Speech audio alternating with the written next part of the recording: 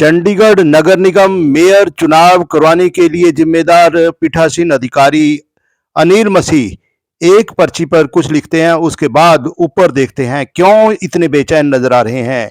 इनके ऊपर आरोप है कि इन्होंने खुद अपने हाथ से गलत निशान लगाए वोटों पर।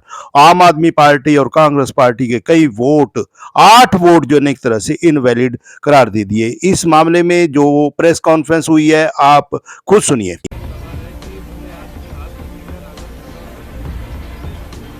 इतिहास तो रच दिया, मैं तो सहमत हूँ। आज जो सांसद चंडीगढ़ से जो है किरण खेर जी, उन्होंने कहा कि हमने इतिहास रच दिया और ये राघव चड्ढा और पवन बंसल के लिए संदेश है। मैं और बंसल साहब दोनों हाथ जोड़कर कबूलते हैं, आप लोगों ने तो इतिहास रच दिया, लेकिन इतिहास राष्ट्रद्रोह करने में रचा है। आपने इतिहास असंवैधानिक गैर कानूनी काम करने में रचा है और आपने इतिहास लोकतंत्र की हत्या करने में रचा है। ऐसा इतिहास रचना आपको और आपकी पार्टी को मुबारक। हमारी पार्टी अवश्य लोकतंत्र को जीवित रखने के लिए, उसे बचाने के लिए लड़ाई लड़ती रहेगी। ये सत्ता की बात नहीं है, इसमें यह नहीं कि मेयर आज इस पार्टी का है कि उस पार्टी का है, हम सत्ता में आ गए वो सत्ता में आ गए। ये लड़ाई अब उससे कहीं बड़ी है, ये लोकतंत्र को बचाने की लड़ाई है।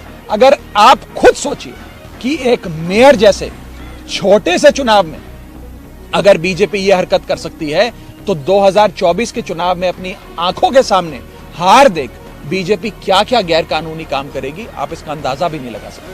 आज जो हमने फर्जीवाड़ा, जो गैर कानूनी काम, जो इलीगैलिटी चंडीगढ़ मेयर चुनाव में देखी है, उसे सिर्फ और सिर्फ राष्ट्रद्रोह कहा जा सकता है।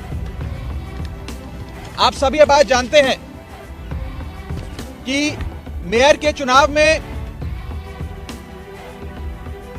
20 वोट इंडिया गठबंधन के पास थे और मात्र 16 वोट भारतीय जनता पार्टी के पास थे।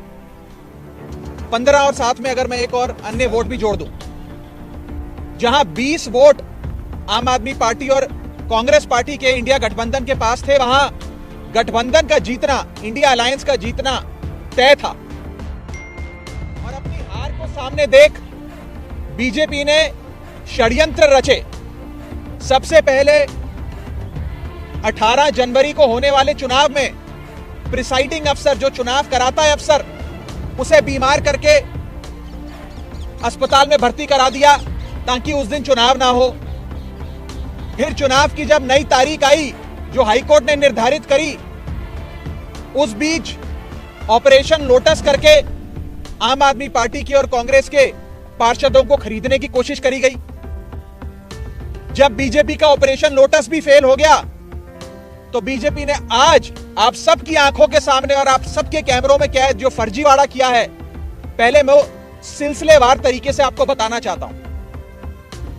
बीजेपी ने अपने ही पार्टी के माइनॉरिटी विंग के ऑफिस बियरर को प्रिसाइडिंग अफसर बनाया, यानी कि जो शख्स घोषित भाजपा का सदस्य है, उनका ऑफिस बियरर है, पदाधिकारी है, उस माइनॉरिटी विंग के सेक्रेटरी को प्रिसाइडिंग अफसर बनाकर उसकी देखरेख में चुनाव कराने की घोषणा करी।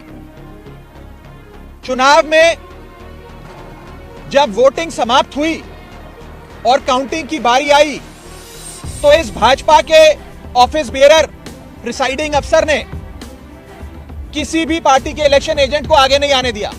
आप सब जानते हैं, आप सब चंडीगढ़ मेयर चुनाव देखते आए हैं, जब भी वोटों की गिनती होती है तो इलेक्शन एजेंट, तमाम पार्टियों के इलेक्शन एजेंट अपनी आंखों के सामने काउंटिंग टेबल पे खड़े होकर काउंटिंग करवाते हैं।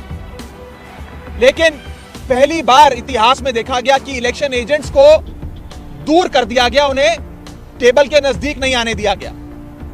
और उसके बाद जो हुआ, आपने देखा कि कैसे भाजपा के इस पदाधिकारी ने, जो प्रिसाइडिंग अफसर था आज के चुनाव का, उसने अपने पेन से बैलेट पेपर पर इंक लगा लगाकर उस सारे बैलेट पेपर को इनवैलिड किया और फिर चुनावों की गिनती में, वोटिंग में, वोट काउंटिंग में उस एक एक बैलेट पेपर को इलीगल घोषित किया।